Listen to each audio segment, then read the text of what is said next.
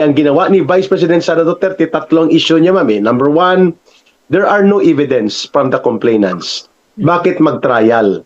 Bakit magpiga ng phishing expedition kung walang ebidensya? Bakit kailangan ito ay gawin at pigain, pilitin para lamang ako ay gawa ng kaso? Yan ba ay tama? So, tinanong niyang Korte Suprema. Number two, ang trial ay ginagawa sa impeachment court sa Senado. Bakit kailangan magkaroon ng mini trial ang Kongreso na hindi naman pinapayagan ng rules of impeachment at ng rules of the constitutional provision? May punto siya, Ma'am Lorraine. Sabi niya, kung yan ay pinapayagan, hindi sundin natin. Pero kung yan ay bawal, bakit hindi ko pwedeng questionin? At ang pangatlong punto niya, kung ang impeachment ay naglalayon ng pananagutan, hindi ba dapat ito ay nakatuon mula doon sa tamang proseso at hindi binabaluktot? Lumalabas ngayon, binabaluktot nila Luistro at nila Ridon. Tinatakot nila ang mga bank officials. Nais nilang labagin ang bank secrecy law. Nais nilang labagin ang mga probisyon tungkol sa rules of evidence. Ang gusto nila, manahimik lang ang Vice President at huwag siyang magtanggol ng sarili niya. Dahil kung magtanggol siya ng sarili niya, evasion daw yan, pag-iwas daw yan sa pananagutan niya sa impeachment. Tama po ba, ma'am? Ang mga ganitong batayan na pinuntuhan Evasion ng daw. Vice Presidente. O evasion daw, ma'am. Ang pagtakbo sa Korte Suprema daw ay pag-iwas sa pananagutan at paglihis ni Sara Duterte sa kanyang tungkulin na managot sa ilalim ng impeachment rules. So hindi nila susunod. Parang yung ICI, di ba? Nagkunya-kunyari, pero ngayon may lumabas na yung findings, ayaw niya ilabas, di ba? Yes. So malamang doon sa findings na yon, pinangalanan na sila. Ano yun? Yun na yun. Ang kausap ba niya, ma'am, si Pangandaman? Ano yun? Ang kausap ba niya ay si Budget Secretary Pangandaman? Hindi ko alam, hindi sinasabi ko. May kausap siya sa telepono eh. Oo. Hindi, parang dinadivulge niya yata ito. Yun yung understanding ko sa video na ito, na meron siyang kausap, tapos kinikwento niya. Na ito Ma'am, yung your take on nangyari that? noon. Yeah. Kasi ma'am, ang una nating nakuhang video revelations from Saldico, 56 billion pesos ang na-deliver niya kay Marcos. Hindi natin nakuha kasi hindi na-interview si Saldico, hindi siya nakapag-testify sa Senate Blue Ribbon Committee, hinarang nila Tito Soto, pinigilan nila Ping Lacson at binoljak nila ang testimony. Ang sabi niya, ma'am, 56 billion pesos. Ang na-deliver niya kay Marcos Jr., 56 billion din kay Martin Romualdez. Pero that was only a portion of his video revelation. Ngayon, ma'am, may kumakalat na no, the quota imposed by Marcos upon Saldico and the group of Romualdez ay dapat may 100 billion. Ulitin ko lang, baka na misheard nyo, 100 billion pesos every budget ng taon mayroon dapat para kay Marcos dyan sa budget na yan. Ma'am Lorraine. Napakabuha ka ng ina nitong si Marcos, no? Ubod talaga. Kasi you know how ridiculous it is. Talagang makita mo, no? Apart from the fact na talagang magnanakaw siya. Obvious, no? Wala din siyang alam. Sobrang walang alam kasi yung insertions sa budget na yan, hindi ginagawa ng Pangulo yan. Kasi nang kahit na sinong pangulo sa Pilipinas, kasi sila yung gumawa nung NEP, sila naggawa nung sa opisina ng galing yung National Expenditure Program. In-explain ni Astra recently na ayun pala yun, no? Talagang kaya pala si PRRD. So sa madaling salita, binaliktad talaga, bend na naman ng bend itong mga ito ng proseso para siya talagang obviously para makasingit siya ng pagnanakaw niya. And I always think of the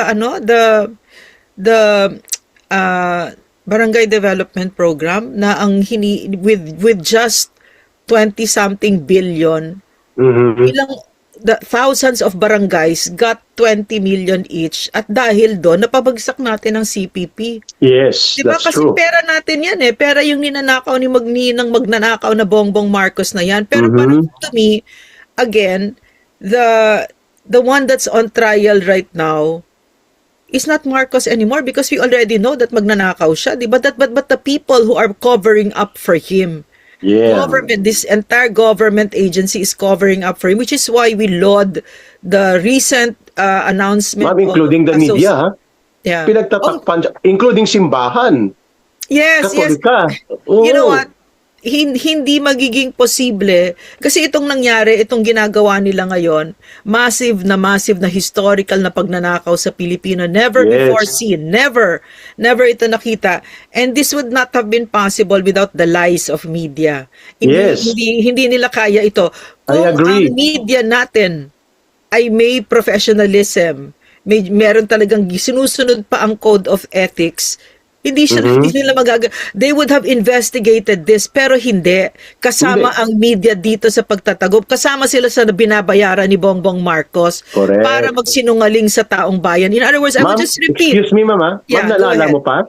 Yeah. Ibalik ko lang sa ma'am, briefly lang Yeah. to. Naalala mo pa kung paano umasta ang PCIJ, Philippine Center for Investigative Journalism, nila Marites Bitog, ang Vera Files nila Ellen Tordesillas kung makaatake kay Pangulong Duterte tungkol doon sa mga frigate scandal, tungkol sa AGK, akala mo ang wagas. Asan ang isang artikulo nyo tungkol sa investigative journalism na tinatanong ni Ma'am Lorraine ngayon sa inyo at ang taong bayan? PCIJ, Vera Files. Ma'am Lorraine, go back to you.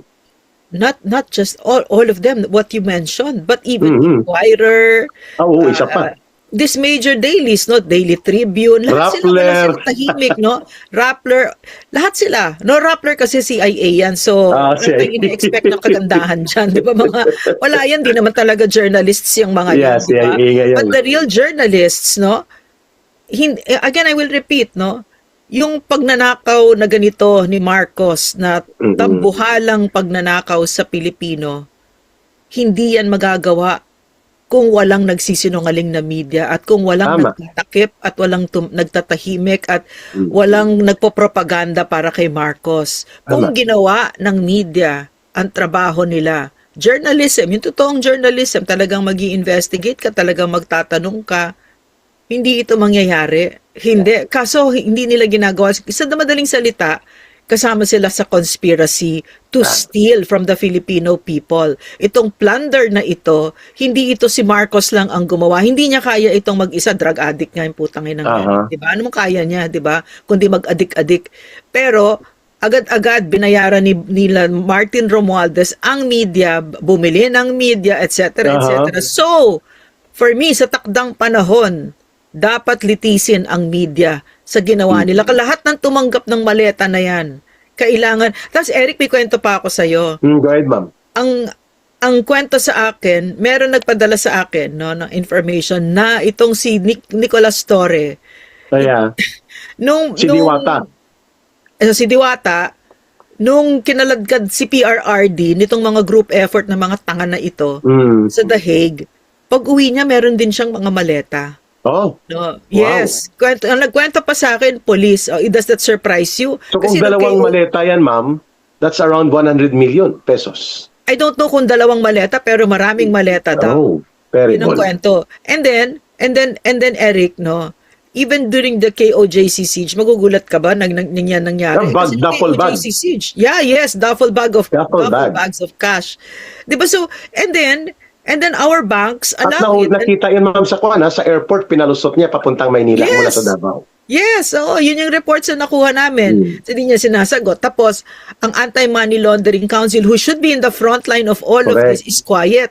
No? So there is a grand conspiracy to steal from the Filipino people and to destroy our country.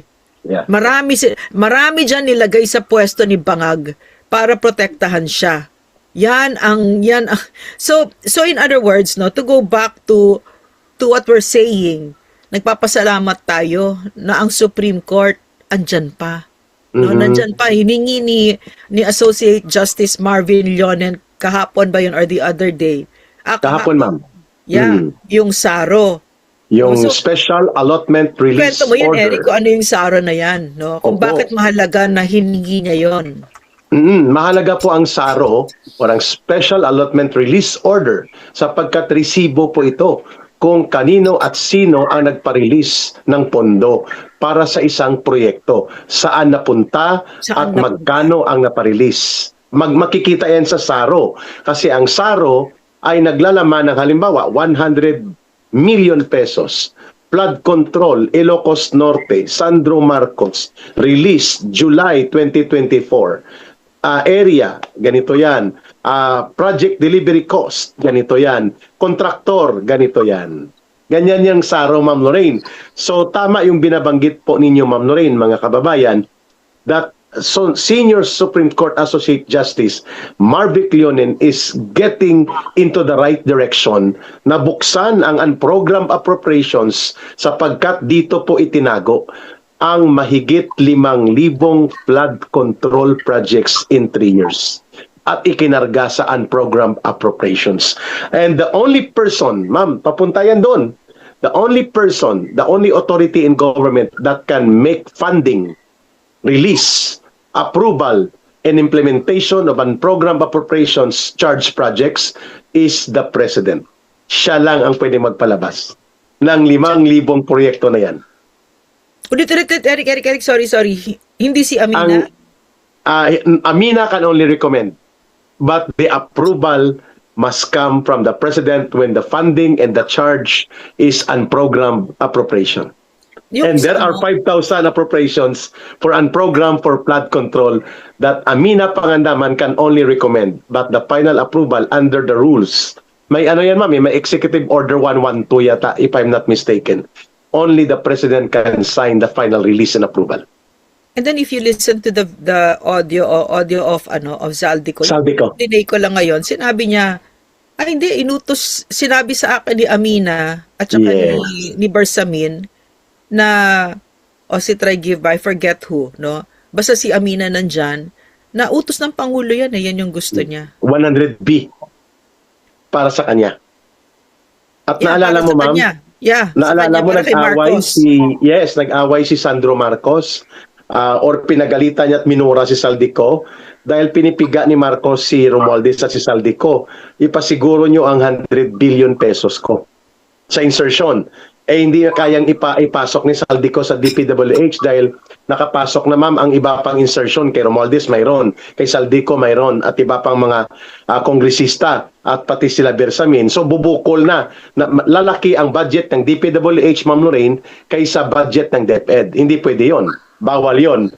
Kaya hindi pa nangyari yon. Ang ginawa niya, inilipat niya iba sa unprogrammed appropriations. So mga 60 billion lang ang pumasok sa DPWH, mga 40 billion ang napunta sa unprogrammed. Binawasan niya ngayon ang kay Sandro Marcos ng 8 billion na-cash advance na ang insertion ni Sandro. Kaya nag-away sila. Minura siya ni Sandro Marcos at tinawagan ni Martin Romualdez Saldico na ibalik mo ang 8 billion dito na kinuha mo sa infrastructure project insertion ni Sandro. At dagdagan mo na lang ang program para kay Presidente. Kasi, ma'am, pag saan program, delayed yon. May papatupad mo yon mga July, August, September na. Kasi magkokolekta ka ng buwis, uutang mo na ang gobyerno, at pupunduhan, mag-realign ka. Kaya nagka-cash advance sila sa kontraktor. Dahil wala pang pundo ang unprogram, later on pa yon. Kaya ayaw ni Pangulong Duterte yan, na magkaroon ka ng napakalaking unprogram kasi matetenga ang mga importanteng projects. Ngayon, kung binawasan mo yan, ang regular projects, at inilagay mo ang pundo nila sa unprogram at ipinalit mo, therefore, maraming mga proyekto ang matetenga. Yan ang mangyayari, Ma'am Lorraine. Kaya tinanong yan ni Justice Marvic Leonen, saan ang SARO? Ano ang mga proyektong ito na naging priority sa unprogrammed appropriations? So ngayon, with that order of the Supreme Court, no, si Bangag kasi hindi naman siya sumusunod sa Supreme Court. Taxes na dapat sinoli niya, di ba, etc. Pero 203 billion pesos, Ma'am Lorraine. 203 billion, di ba? Final, ano, ma'am, Ma'am Lorraine, mga kababayan, final decision yon. Hindi yun appealable pa. Final. Pero dinededman niya. Hindi niya pinatupad. And he gets away with it, di ba? So, we expect, because the SARO nga is painted na sila in a corner. 'Di ba? Kasi matatrace na 'di ba? Matrace ito. So hindi nila susunod. Parang yung ICI, 'di ba? Nagkunya-kunyari pero ngayon may lumabas na yung findings, ayaw niya ilabas, 'di ba? Yes. So malamang doon sa findings na 'yon, pinangalanan na sila, 'di ba? Pwede. Baka man na-trace pati si Bersamin, si Pangandaman, si Bunuan. Sila Yusek Jojo Cades, Yusek Adrian Bersamin, Lahat ng ito konektado kay Marcos. They cannot move around without Marcos approving it. Question, Eric. What was that 100 million insertion for Palaka, for Lisa Marcos? What was that for? Special project Insertion din yon, di ba? insertion. At ito ay kinare of kay Budget D na distrito sa Isabela. Malamang, pinera yon, hindi yan. Ghost yun, ma'am, ghost. Pinera yon. Ginahasa ang Pilipino. Kaya kung hanapin ang saro noon, ma'am, saan ang saro ng 100 million na to, makikita ngayon sino ang nagpatupad. Saan ito ipinatupad at ano ang... Kasi after the saro, ma'am Lorraine, mga kababayan, pwedeng sumunod ang ocular inspection. Pag sinabing nagpatayo siya ng 10 daycare center sa Isabela, worth 10 million each, i-ocular mo ngayon, saan itong daycare? Malamang ma'am ghost project yan. Pinera yan nila ni Lisa Araneta na wala naman siyang karapatan na mangialam o punduhan siya because she is not a government agency. Alam mo, pinanghahawakan ko talaga yung sinabi ni Inday na hindi pwedeng walang managot. At yan Tama. talaga yung... Kasi habang nandyan si Bangag, hindi naman... walang mananagot. Lahat pagtatakpan. No? Diba? Alam natin yon kasi siya yung mastermind eh. Siya yung... Si Bongbong Marcos ang mastermind. Diba? So, Yes. kailangan talaga magtanggalin na yan sa pwesto at hindi natin pwedeng hindi palampasin ito. Hindi natin pwedeng palampasin ito. No? Kailangan managot. Kasi... I'm really speechless at the degree of greed that I've seen. No, Ma'am, nakakanula 100 Nakakalula talaga, no? billion Nakakalula. 100 B per year. Kota niya yun Bahala kayo kung saan nyo kunin yan, but give me the 100 billion in the budget. Wow. At hindi pa kasama dyan, Ma'am Lorraine, ang almost 7 to 8 billion pesos na Office of the President budget na siya lang ang discretionary and confidential in intelligence. 8 billion pesos every year yan. Pero alam mo, Hiwala yan. nagtataka ako kasi itong mga tangang nagtumatakip pa para sa kanya, no, pinagtatakpan pa siya. Anong tingin nila, no? Anong tingin nila na hindi dadating ang araw ng singilan, lalo pa ngayon, na bagsak na yung... Hindi ko naiintindihan yung under ng utak nila na pinagtatakpan pa rin nila ito at sinusugal nila yung pangalan nilang putik. Well, sira-sira na naman yung mga pangalan mo pag tumagal ka pa dyan kay Marcos, di ba? So, hindi ko naiintindihan ang under ng isip nila. So, naniniwala pa rin sila na tatagal pa si Bangag. Hindi na nga natin naririnig, buhay pa ba ang putang ina yun? Sana patay na. Ma'am, no, kumalat pala yun. Totoo ba yun, ma'am? Hindi ko nga ma-determine, Hindi ko alam. Ang pinalusot nila na picture at video o video clip ng PCO, nandun pa si Enrile. Kaya nga Eric, no? And Sinecheck ko kung Enrile tsaka si galing ba ng Bersamin. PCO talaga. Oo. Tapos itong Dave Gomez, itong kalbong napaka-incompetent na secretary, has the bloody gall to file a case and to nananakot pa about fake news. Sa kanila nang galing yung fake news na yun na naglalabas sila ng video na proof of life yun 'di ba? Yun ang proof of life ni Bangag, 'di ba? Pero naglalabas sila ng lumang At saka yan si lumang video na kumbaga parang nangyari lang yun kahapon. Yes. Diba? So they are lying to the people. At saka yan si Dave Gomez. He's such a nightmare, no? Nightmare talaga yan na hindi niya alam ang trabaho niya at sa kanya nanggagaling, sa kanila nag-emanate ang fake news. Ano pinagsasabi mo, Dave Gomez? Tinatakot pa niya, ma'am, ang mga netizens, ang mga personalities, ang mga commentators, nakakasuhan daw niya. Kasuhan mong lelong mo. Ikaw ang unang Gago usatan. diba? Yeah. Oo, tarantado. Napakatarantado talaga. At saka alam mo nung panahon ni PRRD, never kami pumatol sa Citizen. Kasi nga, tanggap mo na habang nandyan ka, parte ng trabaho mo, ang batikos, di ba? Yeah, Nasabihin namin, hoy, Dave Gomez, napaka-incompetent mo, ubod. Narinig pa namin, napaka-corrupt mo, di ba? Isa pa yan, ma'am. Sobra. Marami, may record pati yan, no, na napaka-corrupt niya. Tapos ikaw pa mananakot. So, napaka-anathema kay PRRD na mananakot ang isang government official Yes. sa ordinaryong mamamayan. Sasabihin pa niya sa Pilipino, no, sampalin mo ng 2 beses, di ba? Isa Correct. para sa iyo, isa para sa akin. Kasi ayaw na ayaw niya ng abuso. Tapos ito mga stupid na ito, no, grabe mag-threaten sa Filipino people. Yan, sila Terrible. Matibag, no, mga yan. Grabe nananakot para yung freedom of expression. Kasi bakit naman? Bakit naman nila gusto tayong patahimikin? Kasi napakarami nilang katangahan at kalokohan at pagnanakaw at pag-aabuso at pagka-arrogante. And the incompetence is just wow. Really wow, pare. 'Di ba? So, like that bangag having an insertion. No president does that, idiot. Kasi Yeah, ikaw kasi correct. nga nanggaling yung National Expenditure Program tapos ikaw pa mag-i-insertion. Meron ka pang Correct. PS, di ba? Kasi ibig sabihin ng National Expenditure, alam mo na kung saan mo lalagay, di ba? Oo. Tapos magpapahabol ka ng kailangan ko ng insertion. Tanga ka, Bongbong Marcos, ubod ka ng tanga. Kahit Oo. mas magaling pa ang tricycle driver sa'yo, hindi Correct. mo alam ang trabaho mo. Hindi ka Eh, pwedeng matakin kahit mo- na ano. Ma'am, mantakin mo ha.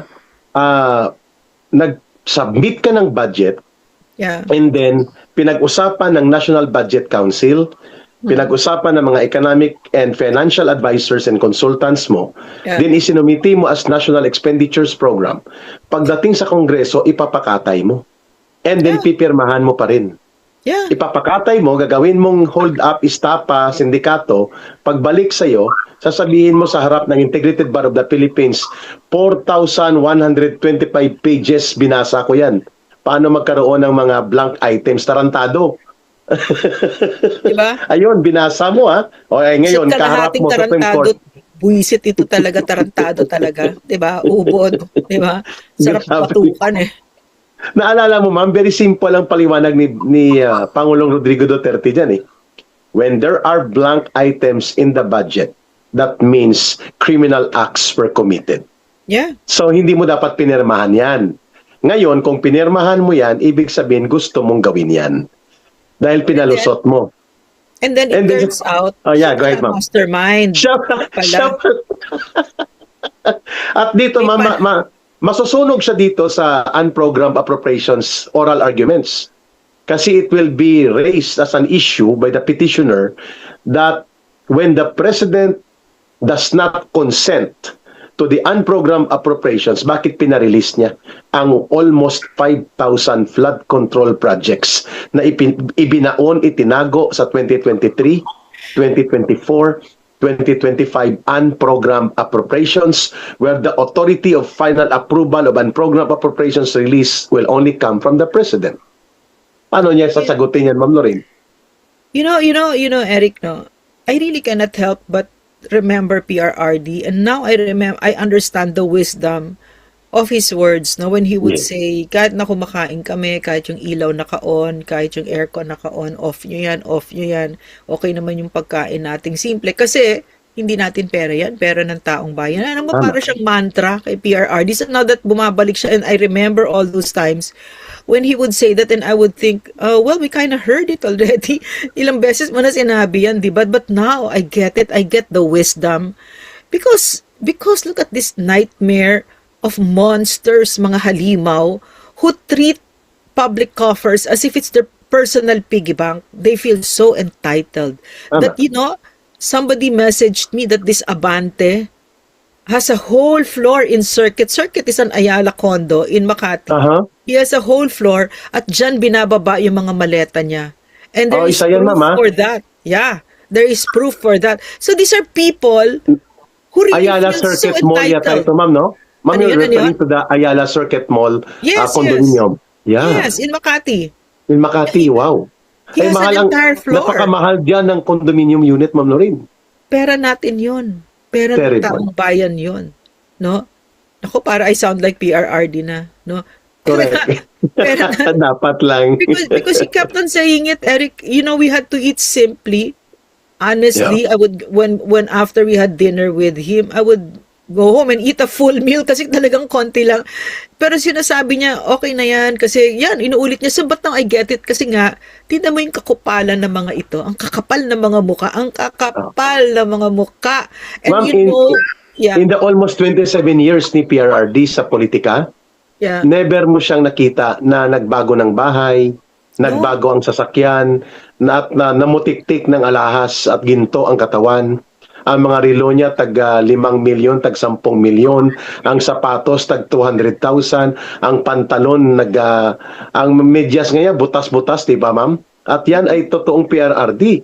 At kung sa bahay lang siya, ang mga sinusuot niyang t-shirt, mga Motolite, mga t-shirt na mga battery, yung binibigay pag Pasko. Kasi nga, Eric, talagang meron siyang unnatural detachment from material stuff. Yes. Alam mo, Kaya niya. Yung tinetest ko siya noon na, kasi chinichismisan ko siya. Chinichismisan namin siya kung sino yung may bahay na bigla na lang, sir, may mga bahay na sila sa Forbes. Ito, billion-billion, may mga lote na sa Forbes, ganyan, Mga chismis namin. Sabi niya, nakukornihan ako sa kanila. Sabi niya, bakit? Ayaw mo ba? Sabi ko, ayaw mo ba ng ganun? Ayoko, ganun. So, well, what for? Sabi niya, what for? I remember pa the way he said it, Eric, no? The way he said it. What for? He was really challenging me. Give me an answer that will make sense to me. Then I said, well, a better neighborhood, quiet. I don't need it. And then oh my gosh, I'm gonna cry. I miss him so much. I really miss him so much. NPRD lives by the words that he says. Yeah, he's not a bullshitter. Oh, hindi yung siya diskarte na, diskarte niya lang na ayaw niya pero gusto pala. Hindi. Kung uyab siguro, baka sasabihin pa ni, saan? Pakita mo nga. Kung uyab. Pero pera, alahas. Pero gentleman siya, Eric, no? Kunyari, hindi siya bastos. nanlilibre siya sa amin sa dinner, pero sa karinderya. At saka yung sa tabi-tabi ng paborito niya talaga yung karinderya.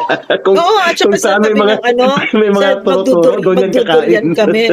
But you know what, no? People who see him who see his heart, no, and who really love him.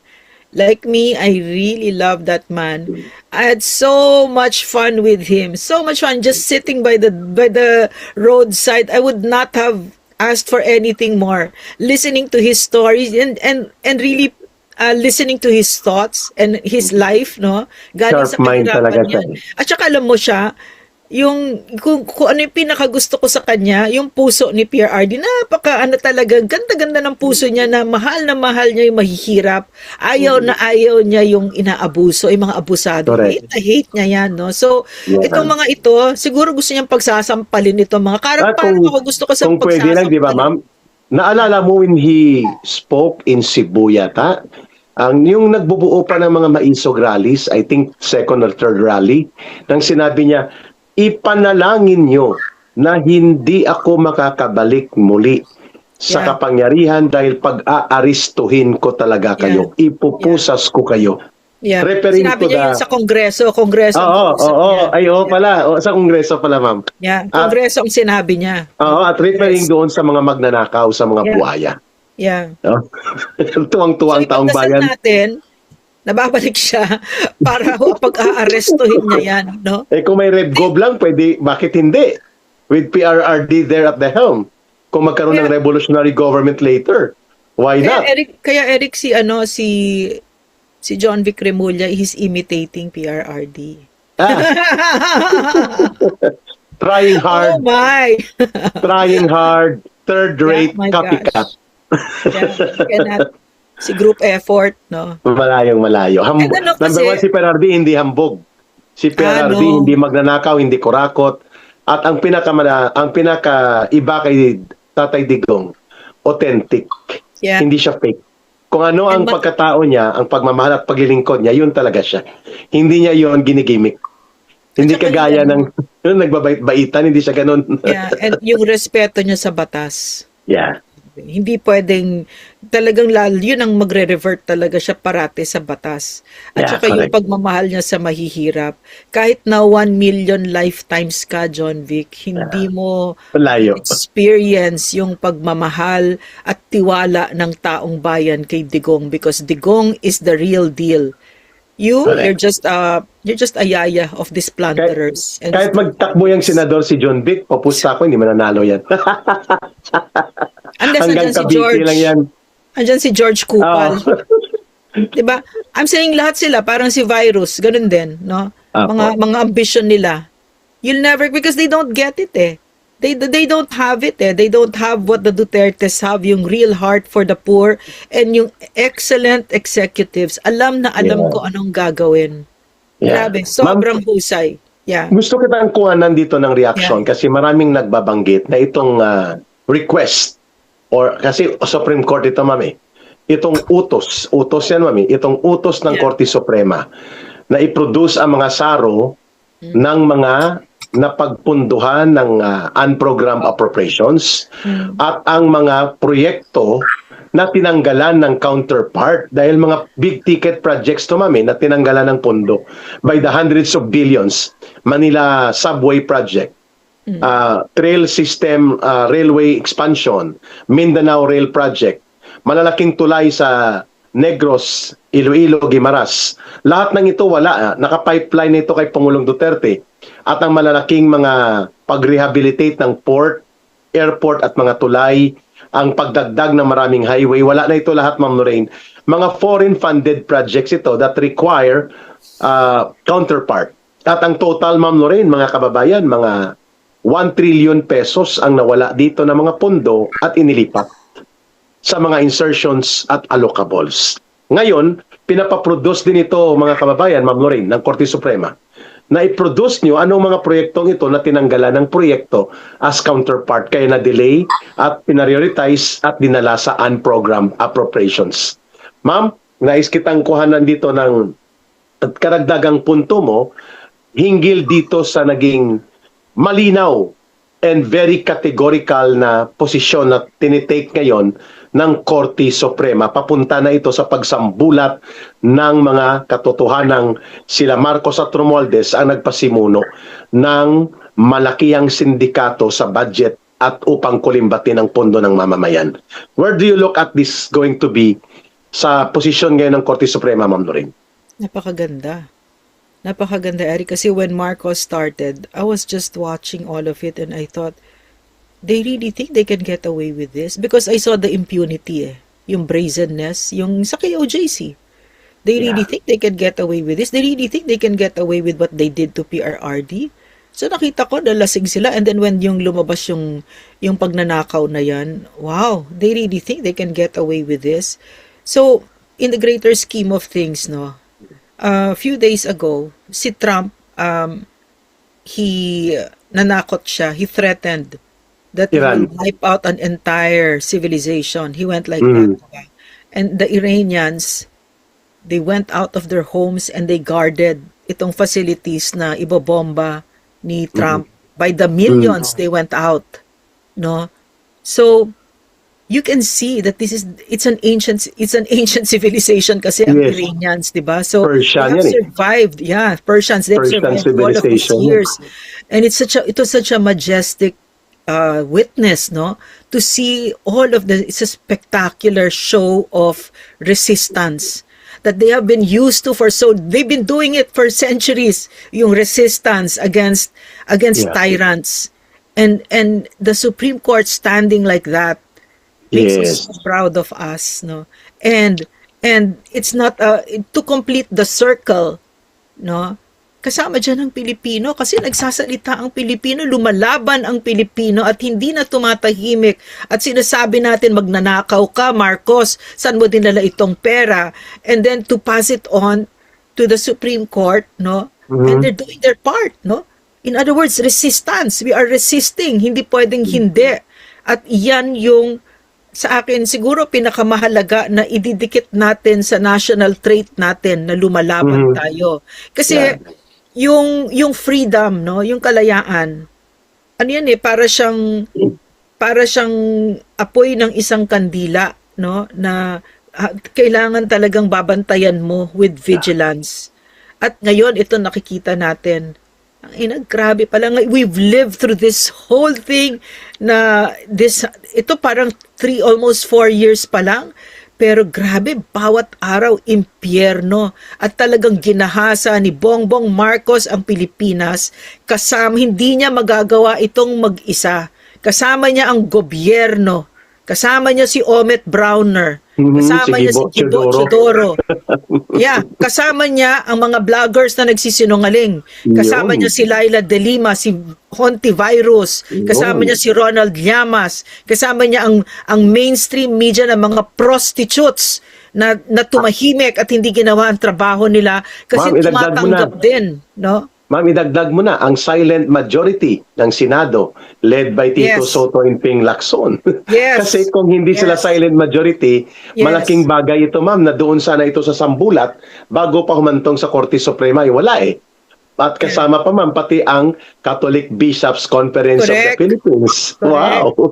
Grabe. Kasama sila sa pagtatakip dito sa napakalalim na pagnanakaw sa Pilipino. At sinabi mismo ni Ceciliano, di ba? Ceciliano. Mismo, na we're not going to ask for the ouster of Bongbong Marcos. Kasi wala naman daw pruweba. Antayin nila na dalhin natin sila sa korte. Waliwanag na kasilungalingan yon. At saka yung pangtatakip at pagdedepensa sa isang magnanakaw, mandarambong na nagbigay ng napakaraming kahirapan sa Pilipino. Maliwanag ang pinaggagawa nitong mga ito. So, the Supreme Court making a stand like that is something that we ought to applaud as Filipinos, no? And hindi sila mag-isa dyan, kasama nila ang bayan dito sa panggagahasa na ginawa ni Bongbong Marcos. Ma'am, speaking about that, hindi ako magugulat at hindi kami magtataka, mga kababayan, dito sa Bigwas ng Agila kung pagkatapos po nito ng pagbubulgar kung paano na naging scheme of criminal plunder operations and systematic corruption ang budget na pinangunahan ni Marcos, mukhang isusunod na rin, Ma'am Lorraine, ang deliberation at oral arguments para sa pagpapadukot na ginawa ni Marcos laban kay Pangulong Duterte. Mukhang nakalinya na ito, mga kababayan, pero ma'am, nag-intervene kasi bigla itong immediate issue na muling binabaluktot at inaabuso ang proseso at mekanismo at mga fundamental elements ng impeachment process. So napilitan po si Vice President Sara Duterte na dumulog sa Korte Suprema upang hingin ang paliwanag ng Korte Suprema kung naaayon pa ba sa otoridad ng Kongreso, sa fundamental principles of due process, sa prinsipyo ng equal protection law, itong ginagawang kangaroo court a la trial, kangaroo court sa Kongreso. Ma'am Lorraine, your reaction dito sa naging hakbang ni Vice President Sara Duterte through her legal defense team na dumulog na sa Korte Suprema? Yeah, again, I'm so grateful that we have an Inday Sara Duterte, such a woman with such a character. And this clarity about the law, because she's not doing it for herself, no. Kilala ko si Inday. She's doing it for the Republic of the Philippines. She's doing it for our democracy. Yang ganyang pang-aabuso ng mga buwaka ng inang mga buhaya dyan sa Kongreso na nabigyan ng maleta ni Bongbong Marcos kung kaya't binababoy nila ang saligang batas natin, kailangan talaga gawin niya ni Inday. So maraming salamat sa Vice Presidente na tumatayo siya para sa Republika ng Pilipinas. Iskim pambababoy na yan, na mga baboy na yan, no, hindi natin dapat palampasin yan. At tama yung ginagawa ng Vice Presidente. Hindi lang, kasi tayo yung tagasalita, di ba? Pero siya yung gumagalaw para pumupunta sa tamang mga ahensya like the Supreme Court. Tama yon. Kailangan nating bantayan at protektahan ang ating demokrasya. No? So, I'm so grateful that what we have right now is a woman such as the Vice President, no? Her intelligence, her heart, her legal acumen is all being put into place, put to good use, and it's for the Republic of the Philippines. Maraming salamat sa ating Vice President. No? Ma'am, ang pinupunto ni Vice President Sara Duterte, mga kababayan, Ma'am Lorraine, hindi po siya nag-iiskapo o umiiwas sa impeachment, itinutuwid niya ang pangbabaluktot at pangbabastos sa saligang batas. Kaya walang ibang pwedeng magdesisyon, mag-interpret at gumawa ng paninindigan hinggil sa saligang batas maliban sa Korte Suprema. Kaya tama ka, Ma'am Noreen, it's only the Supreme Court that can be the final arbiter of things pertaining to legality, pertaining to legitimacy, pertaining to legal and fundamental issues concerning constitutional validity of actions of any government agency, including Congress. They can be subjected to judicial review. Kaya ang ginawa ni Vice President Sara Duterte, tatlong issue niya, mami. Number one, there are no evidence from the complainants. Bakit mag-trial? Bakit magpiga ng fishing expedition kung walang ebidensya? Bakit kailangan ito ay gawin at pigain, pilitin para lamang ako ay gawa ng kaso? Yan ba ay tama? So, tinanong niya ang Korte Suprema. Number two, ang trial ay ginagawa sa impeachment court sa Senado. Bakit kailangan magkaroon ng mini trial ang Kongreso na hindi naman pinapayagan ng rules of impeachment at ng rules of the constitutional provision? May punto siya, Ma'am Noreen. Sabi niya, kung yan ay pinapayagan, hindi sundin natin. Pero kung yan ay bawal, bakit hindi ko pwedeng questionin? At ang pangatlong punto niya, kung ang impeachment ay naglalayon ng pananagutan, hindi ba dapat ito ay nakatuon mula doon sa tamang proseso at hindi binabaluktot?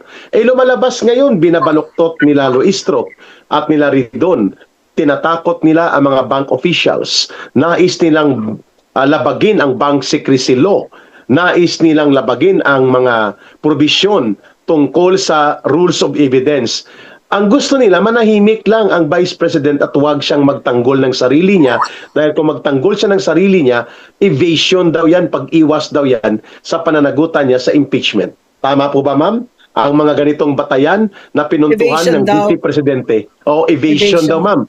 Ang pagtakbo sa Korte Suprema daw ay pag-iwas sa pananagutan at paglihis ni Sara Duterte sa kanyang tungkulin na managot sa ilalim ng impeachment rules. So, yung paggawa ni Inday ay evasion, pero yung paggawa nila ng impeachment na yan ay maleta-ation. yun, mga putangin na ninyo, nakakuha kayo ng maleta, ulul, di ba? Alam na buong Pilipinas yan, Ridon. Maletagang talaga. Yan sila Luis. Tapos dinig ko pa kung bakit sila ganado diyan. Kasi may additional maleta pag nag-ano ka. Grabe. Yeah. Oh, So, mayroon daw, ma'am.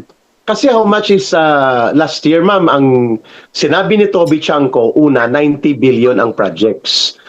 Allocable siya, ma'am, at mga district allocations. Panunuhol talaga. Later on, inamin niya, no, it was 150 billion pesos. So, tama ka, ma'am, Lorin. Ang last year. Wow. Di ba, pumirma sila? Ang lahat na nagpirma ay hindi bababa sa 500 million ang proyektong ibinigay to 1 billion. At nanggaling yon sa insertions at mga allocables. Ngayon, binabanggit mo, Ma'am Lorraine, may panibagong maleta. Yes, I agree. Kaya nga ang challenge si Vice President Sara Duterte, ayaw nyo talagang dalhin sa tamang korte, which is the impeachment court at the Senate, di ako nang pupunta sa Korte Suprema, Ma'am Lorraine. Galing ng Vice President natin, no? Galing talaga. Anak na anak talaga siya ni Digong kasi nakikita ko sa kanya yung respeto niya sa batas. Kasi si PRRD, no? Kahit na sir, ganito yung ginagawa, sir, ganito, well, you can always go to the Supreme Court. Ganon. Sa kanya, kahit na nagtataka ako na 'di ba ang gulo-gulo ng judicial system natin, sa kanya hindi. Grabe yung paniniwala niya sa judicial system ng Pilipinas. Kung kaya't yung pag extraordinary rendition at pagkidnap kay PRRD, siguro nabibuisit siya kasi paano yung he was so willing to face Philippine courts, diba? So anyway, itong paggawa ng Vice President na yan, yung pagpunta sa Supreme Court, kita mo talaga na imbibe niya yung Duterte trait of respect for the law, no? The majesty of the law. The majesty of the law. So mukhang mauulit, ma'am, ang nangyari last year. Mukhang Oo, mukhang ito din ang magiging issue kasi ma'am, hindi sila natututo. Ikaw na ang nagbanggit nito ma'am eh. Ang kahambugan at kalasingan sa kapangyarihan ay nagpapawala sa katinoan ng kaisipan. Kaya inuulit nila ulit. At, Alam mo Eric, 'di ba yung first time was because lumampas sila sa schedule, 'di ba, ng pag-file, 'di ba, basically. So makikita mo sa utak ni Tambaloslos, ayan, yung Tambaloslos na yan, siya naman ang may ano niyan eh, 'di ba? siya sa likod nito. Sila ni Loser, Marcos. loser yan, loser na bobo pa, ubod ng bobo ng loser na yan, magnanakaw pa. No, sa isip niya, those deadlines are for ordinary people. Do you not know who I am? Ay, sinapak siya ng Supreme Court. Sumunod Yes. kayo sa batas. O, di ba? Pahiya ka, no, Tambaloslos. Buti nga sa'yo. Yabang, di ba? Yabang-yabang, di ba? Na parang, because in reality, these drug addicts and this Marcos Romualdez cabal, no, they really truly think they are above the law. They That's right. really and truly think they feel so entitled to bending the law. They are not part of the law. Like that's why they have these stupid things na yung restitution na yan, yung nagbayad itong sila Bryce Hernandez Alcantara? ba? O sila Si Alcantara. Bryce Hernandez, Yan, saka sila si Bryce Pakanan. Hernandez. When there's no wala siyang basis in law. 'Di ba yung Yeah. restitution na yan? Walang basis in law. So tingin nila sila yung batas, kami gagawa. Basta soli mo tapos pero sa batas walang ganyan. Correct. You will be found guilty. You go through that process. They will file a case against you, and then At you will be found babawiin. guilty. Saka ka magsosoli, 'di ba? At babawiin yan, ma'am. Oo, may garnishment. yes, may correct. forfeiture. Eh, Yeah. mantakin mo, ma'am, si Alcantara, inamin niya na mga around mga 3 billion na mahigit na nanakaw niya. Inamin niya para maka-witness protection program. Ang binalik niya, 181 million, sorry. Ma'am, ang binalik, 181 million. Kumita talaga, 'di ba? Kumita pa rin siya, ma'am, ng 2.8 billion. Hindi na ibalik. And then, ngayon, ma'am, absuelto na siya. State witness na siya. And and this is from government, from the Department of Justice, no, that used to be so majestic and that used to be about Tama. the law. Pero sila mismo binaboy ang hudikatura natin. 'Di ba? I mean, it's just so shocking talaga, and the impunity, the ignorance, and yung because I say so. So pwede na 'yan. 'Di ba? Imagine Tama. the danger, no? Takin mo, ma'am, magnanakaw ako ng 100 million. Ibabalik ko lang ang 30 million, akin na itong 70 million. Magtitistigo ako, pwede ba yon? Eh, ang Di ba? pinag-usapan natin, ma'am, billion. Kumita Di ba? na si Henry Alcantara ng 2.8 billion, ibinalik niya lang ang 1.8, ang 181, and yet witness na siya. Wala na siyang kaso, ma'am Noreen. And Hindi na yet, babawiin ang kayamanan niya. At saka 'di ba sa batas natin, nagnakaw ka ng 50 million, plunder 'yon. So ibig Plunder. sabihin lusot siya sa plunder. Wow. Lusot. Nag-witness protection. Wow, 'di ba? So sa madaling salita, ito mga putang nang to, in-encourage pa talaga ang plunder kasi may lusot eh, 'di ba? That's true. That's Terrible, true. right? I mean, I don't even know. I don't know the impunity to all of this, no? And to pa, nagsoli daw. Basta nyo sinoli, kanina ninyo sinoli kay Bangaw. Oh, isa pa yun. Diba? Sinabi daw back to National Treasury, oh yeah, really? You think we're gonna believe you? Mga liars kayo? Really? Hindi lang liars, mga magnanakaw pa kayo. Diba? So bakit kami maniniwala? Right?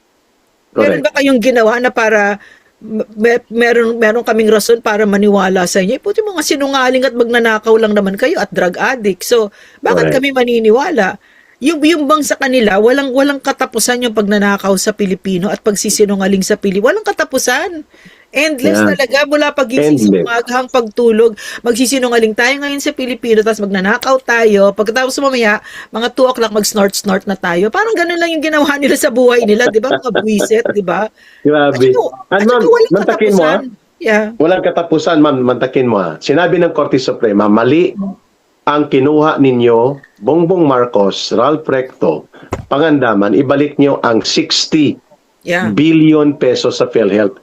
Ma'am, ang pagbalik ay ipinataw sa taxpayer. Pero yung The kinuha, SKA. ikinarga sa GAA 2026. Pero yung actual cash, hindi binalik. Mali po yun. Kasi ninakaw yung Lusot. 60 billion. Yeah. Unsolved na yun. Ibig sabihin, pwede ka palang magnakaw, dalhin sa Korte Suprema, pag sinabi ng Korte Suprema na ibalik, pabayaran mo sa taong bayan. Gaano katarantado at kagago ang gobyernong ito, Ma'am Lorraine?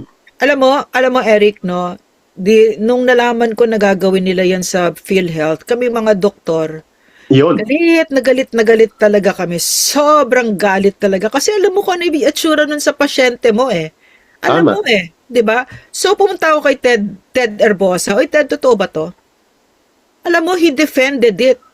He said, well, yeah, that's legal. No, that's not legal. That's technical malversation. Di ba? Oo, Kasi ang malversation PhilHealth talaga. funds should just be for PhilHealth beneficiaries. Di ba? Why will you build roads and that's technical malversation? He disagreed with me. Pero nakita mo, yung Ted Herbosa na yan, ganun din, no? Ganun din kung ano yung dati Nilamon akala ng mo gaano sistema. kagaling kay PRRD noon. Ngayon, he took on the characteristic of bangag. Pareho. Ma'am, Sakto. nilamon ng sistema, ha? Yeah. Yung mga vaccines, yung mga procurement, ang naka-flag sa kanya, ma'am, is more than 3 billion pesos notice of disallowance and notice of suspension of payment. 3 billion pesos sa PhilHealth. And Antakin mo yan. I also heard that this Ted Herbosa, ang hilig mag-junket kasama ang Junket. pamilya. Junket. Biyahe ng biyahe ng biyahe. Kaya mo tinitignan ko siya, Ted, grabe na yung waistline mo ha, kasi laki na ng EDSA ha. Talagang busog na busog tayo ha. Alam mo, I told you, nagtatabaan yung mga kilala ko talaga. Really. At pero kamatayan ng patutunguhan yan, ma'am. Doktor ka, alam mo yon. Yeah. Well, Alta presyon, cardiac arrest, cancer. Sigurado yan. May katapusan yan, ma'am Lorraine. 2 taon na lang halos ang kanilang pagnanakaw. Pero yung paghabol sa kanila, ma'am, it will be relentless. yeah. Yung pagpapanagot sa kanila at pagpaparusa. Tayo mismo, ma'am, ang bigwas ng Agila will be a crusader na habulin ito kung ang mga pananagutan noon sa Holocaust ay kahit patay na sila Hitler, hinabol pa rin ang mga pumatay sa mga Hudyo. Ganon din ang gagawin dapat natin dito sa mga magnanakaw na sindikato sa grupo ni Marcos at Romualdez.